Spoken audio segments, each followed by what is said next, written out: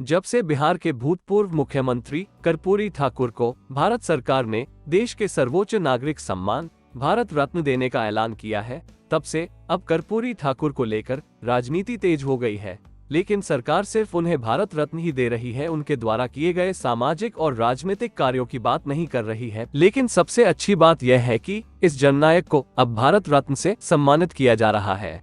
चलिए सबसे पहले हम आपको इनसे थोड़ा अवगत कराते हैं। कर्पूरी ठाकुर का जन्म भारत में ब्रिटिश शासनकाल में समस्तीपुर जिले के पितौंझिया गांव, जिसे अब कर्पूरी ग्राम कहा जाता है, में नाई जाति में हुआ था। उनके पिताजी का नाम श्री गोकुल ठाकुर तथा माताजी का नाम श्रीमती रामदुलारी देवी था। इनके पिता गांव के सीमांत किसान थे तथा अपने पारंपरिक पेशा बाल काटने का काम करते थे।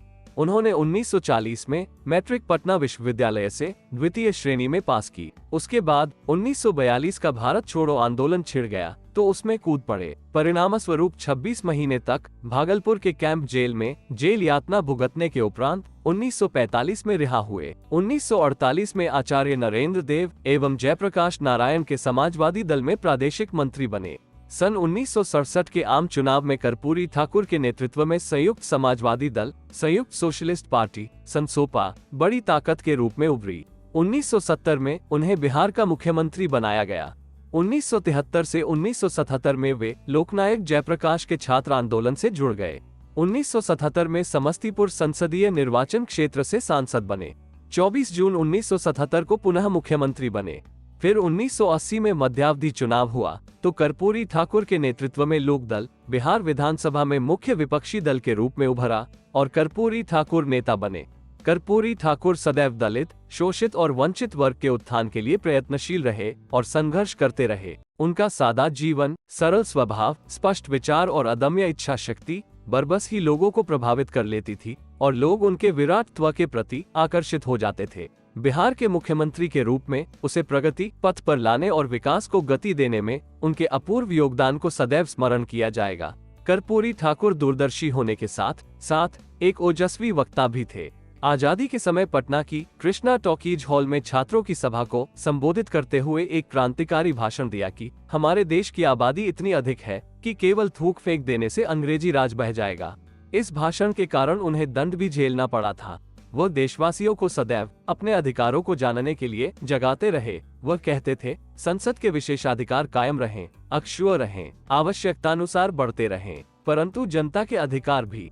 यदि जनता के अधिकार कुचले जाएंगे तो जनता आज न कल संसद के विशेषाधिकारों को चुनौती देगी। कर्पूरी ठाकुर का चिर परिचित नारा था, 100 में 90 शोषित है, शोषितों ने ललकारा है, धन, धरती और राजपाट में 90 भाग हमारा है। उनका एक नारा ये भी था, अधिकार चाहो तो लड़ना सीखो, पग पग पर अड़ना सीखो, जीना है तो मरना सीखो।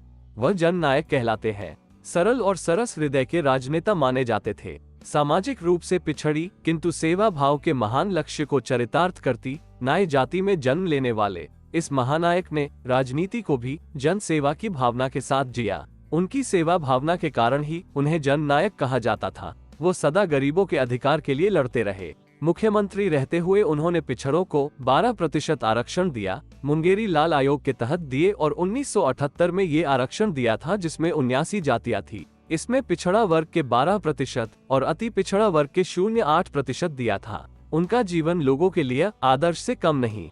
1977 में कर्पूरी ठाकुर ने बिहार के वरिष्ठतम नेता सत्येंद्र नारायण सिन्हा से नेता पद का चुनाव जीता और 2 बार राज्य के मुख्यमंत्री बने। लोकनायक जयप्रकाश नारायण एवं समाजवादी चिंतक डॉक्टर राम मनोहर लोहिया इनके राजनीतिक गुरु थे। राम सेवक यादव एवं मधु लिमये जैसे दिग्गज साथी थे। लालू प्रसाद यादव, नीतीश कुमार, रामविलास पासवान और सुशील कुमार मोदी के राजनीतिक गुरु हैं। बिहार में पिछड़ा वर्ग के लोगों को सरकारी नौकरी में आरक्षण की व्यवस्था 1977 में की। सत्ता पाने के लिए 4 कार्यक्रम बनाए। 1. पिछड़े वर्ग का ध्रुवीकरण।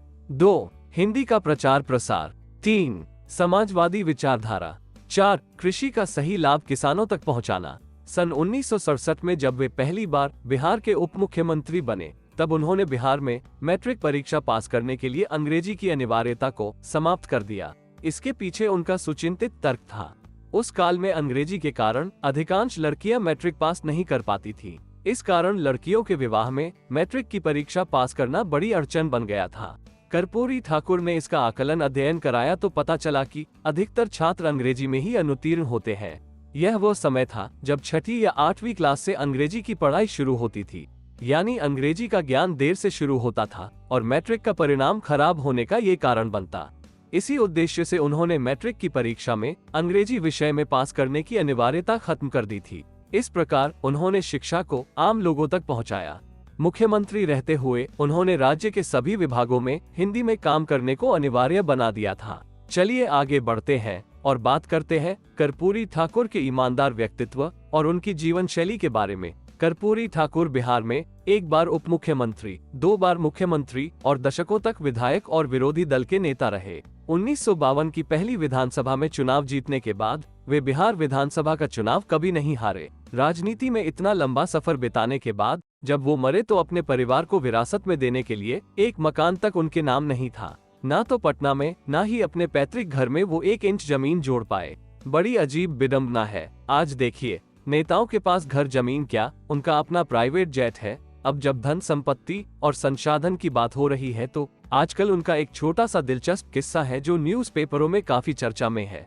वो सुनने के बाद आपको उनकी ईमानदारी का अंदाजा लग जाएगा।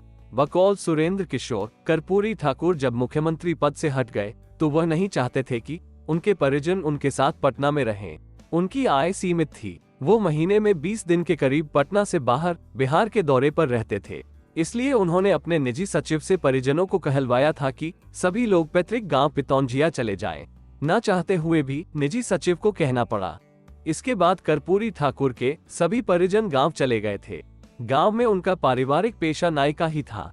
उनके पिता गोकुल ठाकुर उनके मुख्यमंत्री रहने के बावजूद जातिगत पेशा करते रहे। कर्पूरी ठाकुर ने कभी उन्हें यह काम करने से नहीं रोका बल्कि उसे और बढ़ावा दिया। कर्पूरी ठाकुर पहली बार 22 दिसंबर 1970 से 2 जून 1971 तक बिहार के मुख्यमंत्री रहे थे। उनकी सादगी के लोग कायल थे। जमीनी नेता होने की वजह से अक्सर लोग उनके घर आते रहते थे। उनके परिजन भी उनके घर आते जाते रहते थे। एक बार उनके पैतृक जिले समस्तीपुर से उनके स्कूल के दिनों के एक गुरुदेव उनसे मिलने पटना आए थे। वो उस दिन कर्पूरी ठाकुर के सरकारी आवास में ही रुके थे। जब गुरु जी के रात में सोने का प्रबंध करने की बात आई तो कर्पूरी ठाकुर ने अपने एक परिजन से कहा कि आज रात के लिए आप अपनी बिछावन मास्टर साहब के लिए खाली कर दीजिए। परिजन ने बेड तो खाली कर दिया, लेकिन वो झल्ला उठा था। उन्हें अक्सर ऐसी परिस्थिति का सामना करना पड़ता था क्योंकि वे लोग आगंतुकों से परेशान थे। हालांकि उस परिजन ने बिछावन खाली कर दिया, लेकिन दूसरे दिन कर्पूरी ठाकुर को ये बात पता चल गई। ठाकुर ने तब अपने निजी सचिव को बुलाकर कहा कि आप सरकारी अफसर को बुलवाइए और उनसे कहिए कि हमारे सरकारी आवास पर जितनी भी सरकारी चौकी और चारपाया हैं, उन्हें वापस ले जाएं। अब से हम फर्श पर ही बिछावन लगाकर सोएंगे। वरिष्ठ पत्रकार सुरेंद्र किशोर, जो उस वक्त उनके निजी सचिव थे, ने लिखा है कि उनके आदेश के अनुसार अफसर बुलवाए गए और सभी चौकियों और चारपायों को वापस भेज दिया गया। उसके बाद से कर्पूरी ठाकुर फर्श पर ही सोते थे।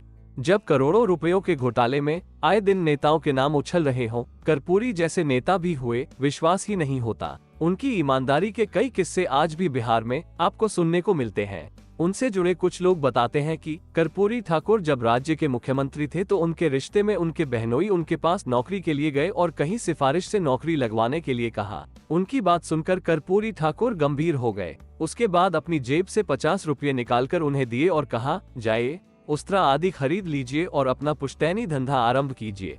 कर्पूरी जी के मुख्यमंत्री रहते हुए ही उनके क्षेत्र के कुछ सामंती जमींदारों ने उनके पिता को सेवा के लिए बुलाया। जब वे बीमार होने के नाते नहीं पहुंच सके तो जमींदार ने अपने लठैतों से मारपीट कर लाने का आदेश दिया। जिसकी सूचना किसी प्रकार जिला प्रशासन को हो गई तो तुरंत जिला प्रशासन कर्पूरी जी के घर पहुंच गया और उधर लठैत पहुंचे ही थे। लठैतों को बंदी बना लिया गया, किंतु कर्पूरी ठाकुर जी ने सभी लठैतों को जिला प्रशासन से बिना शर्त छोड़ने का आग्रह किया तो अधिकारी गणों ने कहा कि इन लोगों ने मुख्यमंत्री के पिता को प्रताड़ित करने का कार्य किया, इन्हें हम किसी शर्त पर नहीं छोड़ सकते थे। कर्पूरी ठाकुर जी ने कहा, इस प्रकार के पता नहीं कितने असहाय, लाचार एवं शोषित लोग प्रतिदिन लाठियां खाकर दम तोते हैं, काम करते हैं, कहां तक, किस किस को बचाओगे? क्या सभी मुख्यमंत्री के माँ बाप है? इनको इसलिए दंडित किया जा रहा है कि इन्होंने मुख्यमंत्री के पिता को उत्पीड़ित किया है। सामान्य जनता को कौन बचाएगा? जाओ, प्रदेश के कोने कोने में शोषण उत्पीड़न के खिलाफ अभियान चलाओ और एक भी परिवार सामंतों के जुल्मों सितम का शिकार न होने पाए। लठैतों को कर्पूरी जी ने छुड़वा दिया। इस प्रकार वे पक्षपात एवं मानवता का मसीहा कहा जाना अतिशयोक्ति नहीं है। कर्पूरी ठाकुर जब पहली बार उप मुख्यमंत्री बने या फिर मुख्यमंत्री बने तो अपने बेटे रामनाथ को पत्र लिखना नहीं भूले। इस पत्र में क्या था, इसके बारे में रामनाथ कहते हैं, पत्र में 3 ही बातें लिखी होती थी। तुम इससे प्रभावित नहीं होना, कोई लोभ लालच देगा तो उस लोभ में मत आना, मेरी बदनामी होगी। रामनाथ ठाकुर इन दिनों भले राजनीति में हो और पिता के नाम का लाभ भी उन्हें मिला हो, लेकिन कर्पूरी ठाकुर ने अपने जीवन में उन्हें राजनीतिक तौर पर आगे बढ़ाने का काम नहीं किया। 80 के दशक की बात है, बिहार विधानसभा की बैठक चल रही थी। कर्पूरी ठाकुर विधानसभा में प्रतिपक्ष के नेता थे। उन्होंने एक नोट भिजवाकर अपने ही दल के एक विधायक से थोड़ी देर के लिए उनकी जीप मांगी। उन्हें लंच के लिए आवास जाना था। उस विधायक ने उसी नोट पर लिख दिया, मेरी जीप में तेल नहीं है। कर्पूरी जी 2 बार मुख्यमंत्री रहे, कार क्यों नहीं खरीदते? ये संयोग नहीं था कि संपत्ति के प्रति अगाध प्रेम के चलते वो विधायक बाद के वर्षों में अनेक कानूनी परेशानियों में पड़े, पर कर्पूरी ठाकुर का जीवन बेदाग रहा। कर्पूरी जी का वाणी पर कठोर नियंत्रण था। वे भाषा के कुशल कारीगर थे। उनका भाषण आडंबर रहित, ओजस्वी, उत्साहवर्धक तथा चिंतनपरक होता था। कड़वा से कड़वा सच बोलने के लिए वे इस तरह के शब्दों और वाक्यों को व्यवहार में लेते थे, जिसे सुनकर प्रतिपक्ष तिलमिला तो उठता था, लेकिन यह नहीं कह पाता था कि कर्पूरी जी ने उसे अपमानित किया है।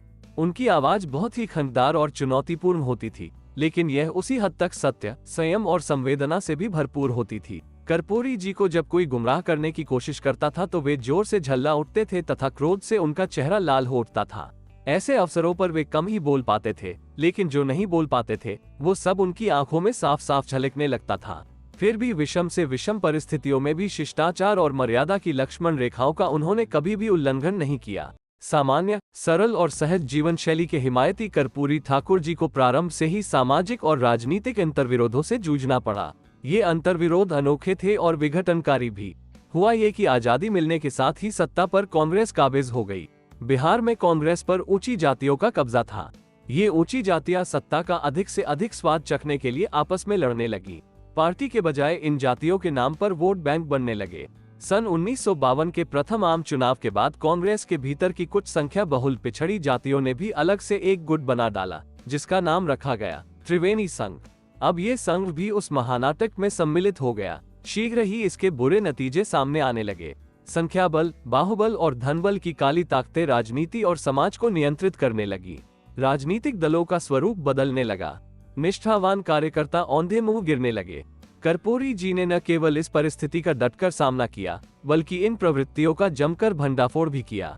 देश भर में कांग्रेस के भीतर और भी कई तरह की बुराइयां पैदा हो चुकी थी, इसलिए उसे सत्ताच्युत करने के लिए सन 1967 के आम चुनाव में डॉक्टर राम मनोहर लोहिया के नेतृत्व में गैर कांग्रेसवाद का नारा दिया गया। कांग्रेस पराजित हुई और बिहार में पहली बार गैर कांग्रेसी सरकार बनी। सत्ता में आम लोगों और पिछड़ों की भागीदारी बढ़ी। कर्पूरी जी उस सरकार में उप मुख्यमंत्री बने। उनका कद ऊंचा हो गया। उन्हें तब और ऊंचाई मिली जब वे 1977 में जनता पार्टी की विजय के बाद बिहार के मुख्यमंत्री बने। हुआ ये था कि 1977 के चुनाव में पहली बार राजनीतिक सत्ता पर पिछड़ा वर्ग को निर्णायक बढ़त हासिल हुई थी, मगर प्रशासन तंत्र पर उनका नियंत्रण नहीं था। इसलिए सरकारी नौकरियों में आरक्षण की मांग जोर शोर से की जाने लगी। कर्पूरी जी ने मुख्यमंत्री की हैसियत से उक्त मांग को संविधान सम्मत मानकर एक फॉर्मूला निर्धारित किया और काफी विचार विमर्श के बाद उसे लागू भी कर दिया।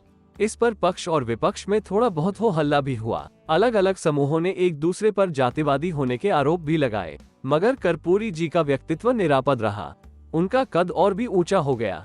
अपनी नीति और नीयत की वजह से वे सर्व समाज के नेता बन गए।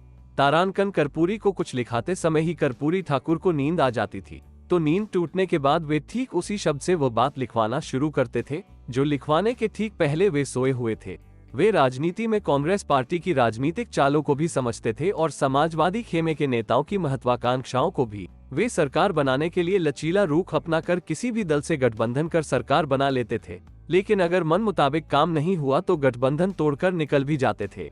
यही वजह है कि उनके दोस्त और दुश्मन दोनों को ही उनके राजनीतिक फैसलों के बारे में अनिश्चितता बनी रहती थी। कर्पूरी ठाकुर का निधन 64 साल की उम्र में 17 फरवरी 1988 को दिल का दौरा पड़ने से हुआ था।